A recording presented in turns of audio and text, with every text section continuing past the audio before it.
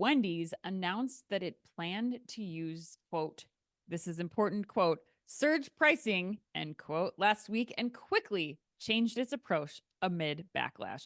According to LA's KTLA 5, Wendy's is trying to put a different spin on what its CEO meant when he told investors that the fast food giant would introduce, quote, dynamic pricing, end quote, to its menus. During the February 15th earnings call, Wendy's CEO Kirk Tanner said that, quote, beginning as early as 2025, we'll begin testing more enhanced features like dynamic pricing and day part offerings, along with AI-enabled menu changes and suggestive selling, end quote.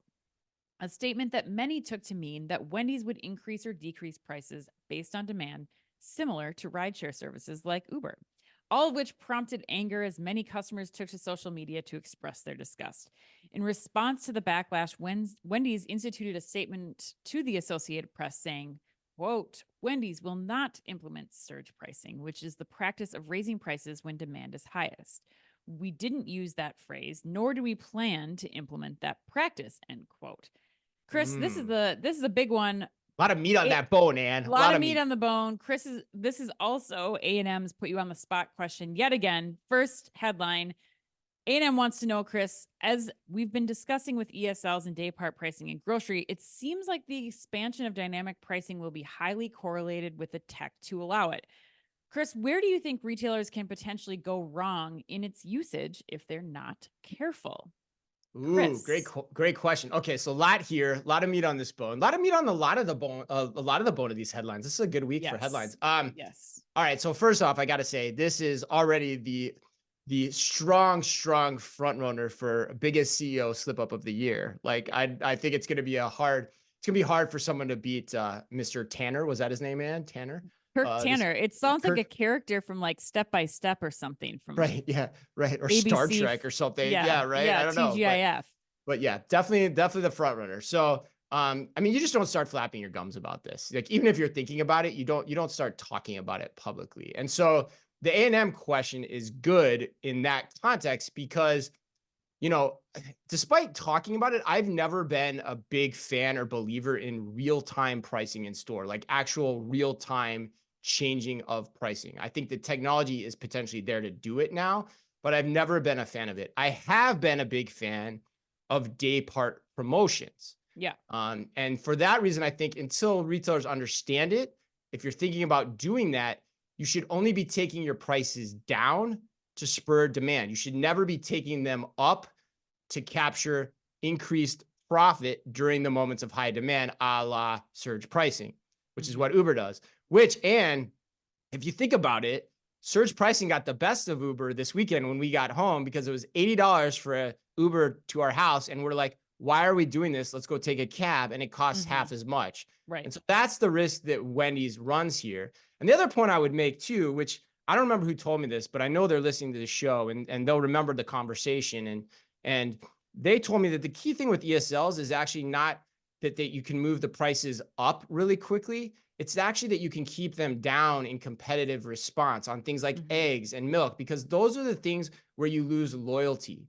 Yes. And so that's the type of actions I would be trying to take with this concept of day part pricing. It'd be giving more promotions, should that be in your business model, to your guests when they want them, not trying to get the most profit extracted from them to your benefit. That's how I think about it. But Ann, I'm curious because when Wendy's broke this story, I was like, oh man, I can't believe they said this. They're venturing into weird territory. It's dangerous ground. And you kind of disagreed with me at the time. And we had a little bit of discussion. So where is your head now? Have you kind of thought about this differently? Or are you kind of like, no, let's do it. Surge it, control that menu board.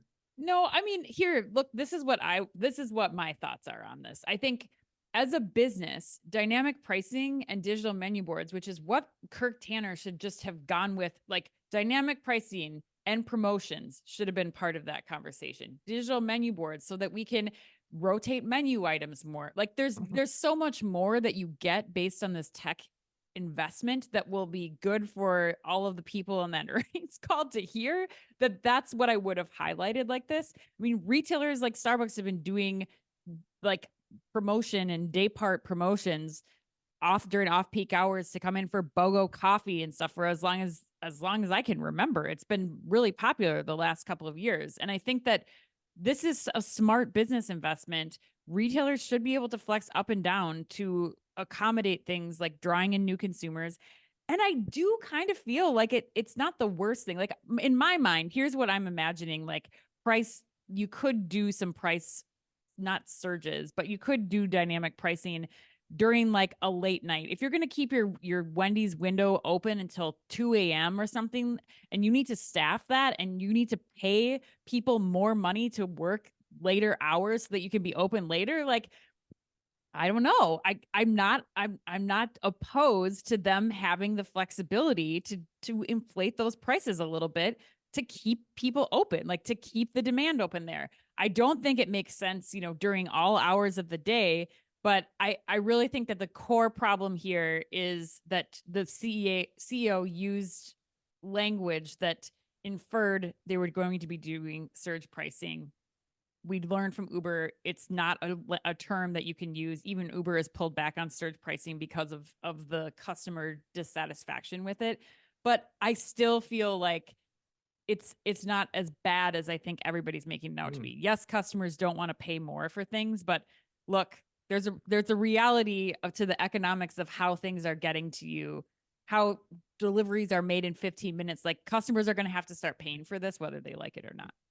Yeah. Okay. So we don't need to go into this too much, but it did sound like you're talking a little bit out of both sides of your mouth there, a little Okay. bit, so I think that the key thing to me though is what is the competitive response, right? And what are the competitive options, right? And that's where, we talked about too, like, if I know that even in your example, like if I know, this is what I was worried about. We talked about this Yeah. a little last week too. Like if I as a consumer know that Wendy's is going to take advantage of me at late night, I'm not going to go there. I'm going to go somewhere else. And there's a lot of options in that arena. Whereas like with Uber, if that's how you want to get your cab, there's not as many options readily available to you, especially in some markets now, given the impact that Uber's had on the number of available cabs. Yeah, But but anyway, then I'll give you the last word and Lyft then is let's move doing on. that. Lyft is doing that too. Like Uber did surge pricing, Lyft is doing surge pricing. The same way that McDonald's, Burger King, any of I these other know, places I could know. implement surge pricing as well.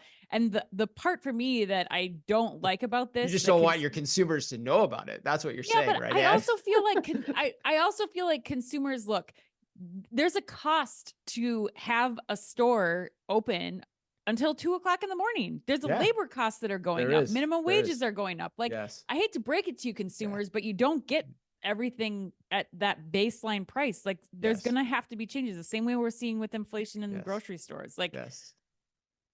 I don't know. I think that I don't know. As a I can get your points, but I Yeah. just think that Well, I somebody's can't gonna have to pay wait. for it. I can't wait to see. I do think there's the point of like, how do you start doing this, right? And Yeah. even if you want to go that route, there's a correct way to probably start doing this versus just going all in on it too, right? But I think, this is why we do the headline shorts. I can't Yep. wait to put this headline short out there and see, who agrees with points we're making on either side, who disagrees. Because Yeah. Rick, I don't know. And I think you're right. Yeah. The technology's there to do it. So it's Yeah. interesting.